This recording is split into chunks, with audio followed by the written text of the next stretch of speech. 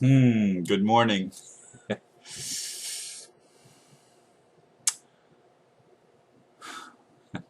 Let me just jump in. 44 years ago, I got married. This was a last minute choice of subject for today. Not until I typed the date did I even think about it. I was going to talk about the release of Brandon Raub.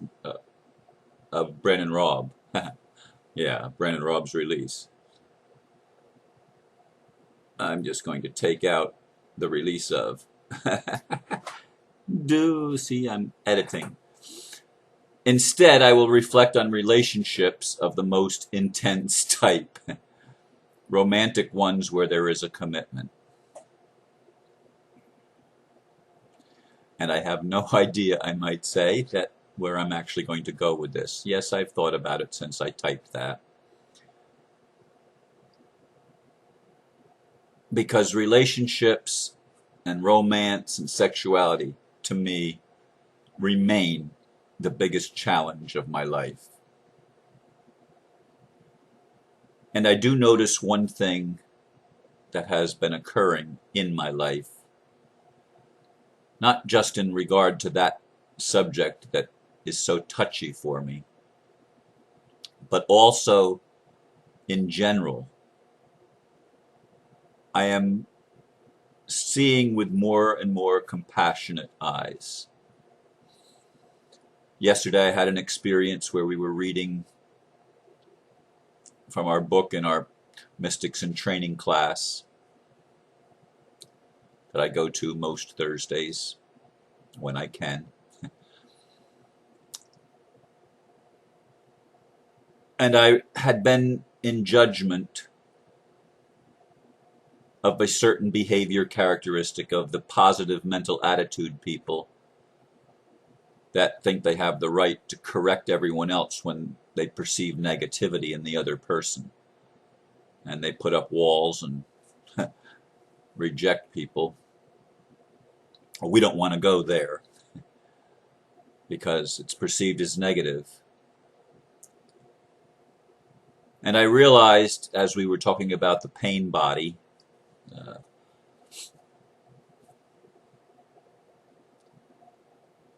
that the reason people are like that is because they haven't healed their own inner child, their own pain body, their wounded ego that still wants to control everything in the environment rather than recognize that the environment reflects something that's inside.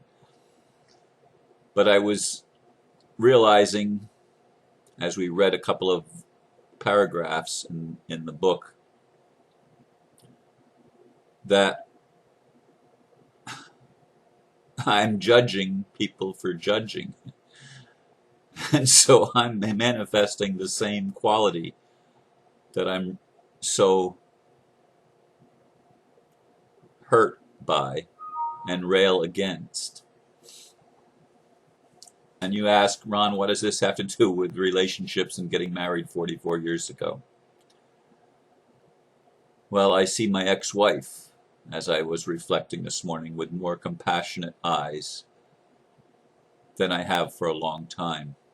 And I find that this is true as I perceive many people, the lawyers, the judges, the politicians, the bankers, the people that I so love to judge, and the positive-minded ones that are the most negative people in the world to me because they don't embrace their own shadow, so they project it on everybody else and try to control everybody else's shadow or story.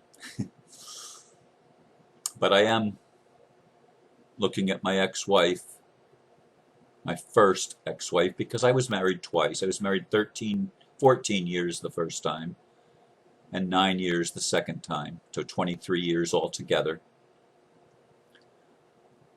And in my first marriage, I was 21 years old. It was little less than 2 months before I turned 22. I was still a virgin. Had penetration for the first time on my wedding night.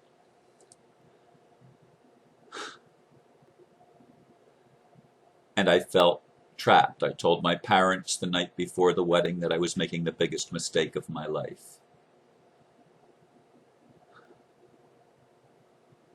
I was curious about sex. I wanted sex. I wasn't in love with my wife, who was becoming my wife at the time and became my wife and was my wife for 14 years. We do not have similar dispositions. It was a challenging relationship, to put it mildly. Much of my behavior left a lot to be desired. I have a lot of regrets in regard to the way that I treated her, and regrets in the way that she treated me. There were times that I used to pray for death, and I didn't care whether it was mine or hers, but I felt the only way that I could end the marriage was for one of us to die. And we're both still alive. My second marriage was far different. I really did love her, and we only a couple of times in our entire 9 years of marriage really had significant conflict. We generally got along very well with each other. She was an air sign and I'm an air sign, so I tend to like air signs, and I know better at this point than to get involved with fire signs. Fire signs have always been my most contentious relationships. Although in one very brief instance it was also probably one of the most passionate ones, but it only lasted less than 2 weeks. Anyway, I am reflecting because of the date, that this was the date 44 years ago, and 44 is a significant number. When I realized that, I thought, well, I've got to do it. I've been doing starting these videos at 4:44 all this time, so 44 is so significant because it's grounding master energy. This is my definition. It's grounding master energy on Earth. Earth is four directions, the four corners of the Earth, 4 seasons, etc. It's 4. 4 is the significant number. And 44 years ago, I married a young lady that I felt trapped into the marriage by. And we brought 2 beautiful children into the world. My son Tom and my daughter Carrie. And there's no regrets there.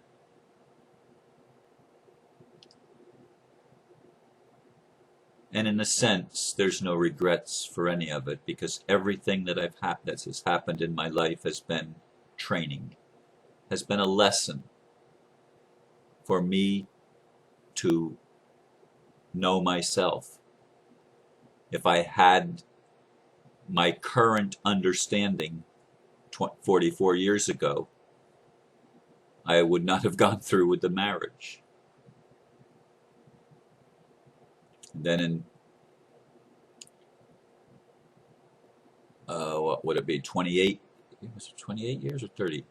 28 years ago. 28 years ago I got married the second time. Is that correct? I think so.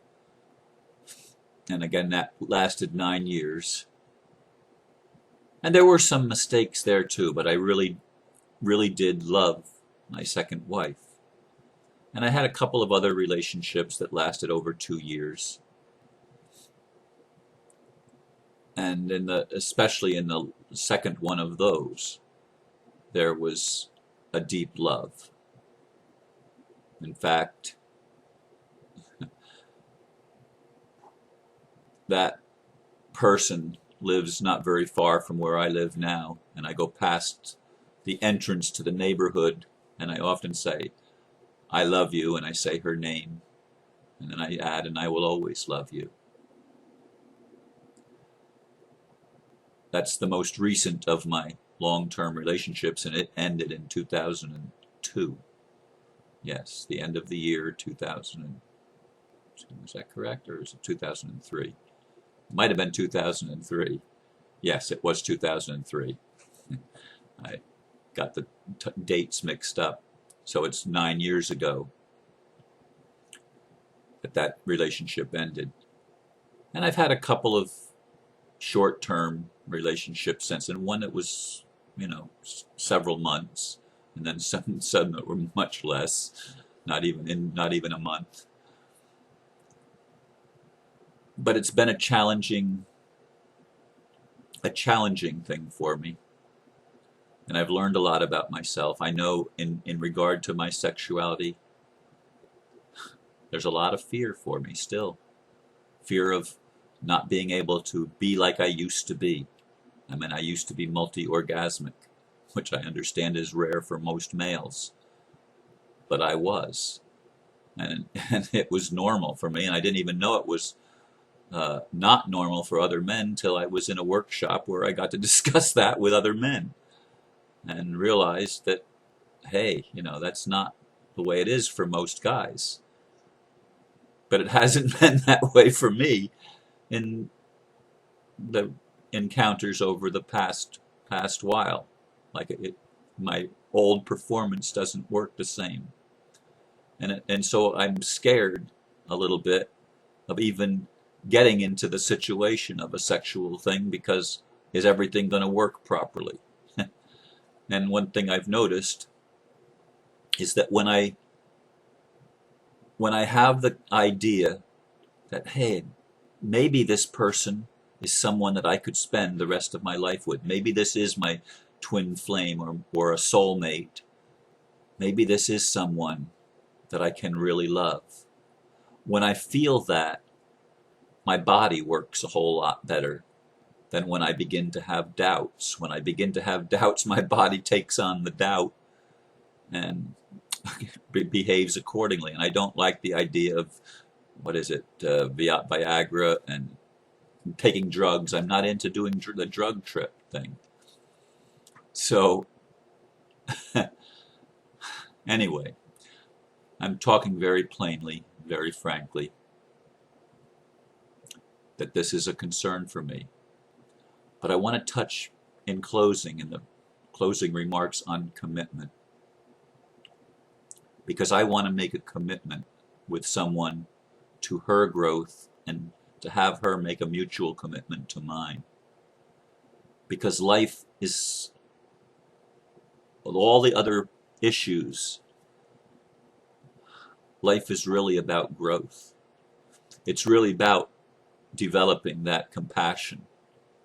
And yes, experiencing passion as well. But to understand that the dynamic of a human relationship, an intimate human relationship, is one that touches us at the deepest part of our being and has the greatest potential for wounding and the greatest potential for healing. And so commitment, to me, is extremely important, more so than ever. It's always been important. It's more so now than ever before. It's not about a frivolous fling. Maybe that's a part of the process. I've had a few flings. Never went into them with that intent, but that's how they ended up. In any case, as I've shared on other times, I used to think the most important thing in the world was to be in a relationship. And for a Libra man, relationships are essential. But Spirit said, get on with it. In December 2010 and January 2011 is when I started these videos. And my life has taken on a whole different dimension. I've connected with people all over the world. And I have the sense that I'm ready to open up and allow someone into my life. But it has to be someone that fires on all cylinders. The sexual, the passionate, call it infatuation and lust, that has to be there for me. Can't be somebody that I'm not attracted to. And I have to be attracted on all levels. I have to be attracted intellectually, spiritually, emotionally, as well as physically.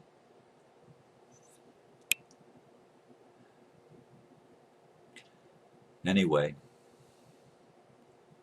I'm grateful for the lessons I've learned in each of my marriages and in all of my relationships, whether they lasted only a very short time for the few one-night stands that ended up much shorter than what I anticipated. I mean, I haven't had a whole lot of sexual partners, maybe a dozen or so. But anyway, I invite each of you, if you're in a relationship, make a commitment to each other to love one another enough to help each other grow and to recognize that relationships are about spiritual growth and spiritual awakening.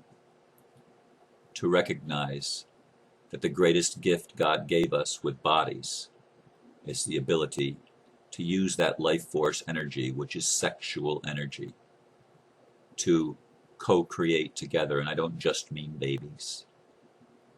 I mean worlds. The sky's the limit, and actually there are no limits. That's a cliche that means without limitation. Truly, relationships can be without limitation if we each grow up enough and become aware enough to recognize the interconnectedness of all life and the power of sexual spiritual union. That's all I'm going to share for today. Thank you for listening to an old man ramble on about his vision, about his disappointments, etc. I send each of you love, and I wish each of you love. Namaste.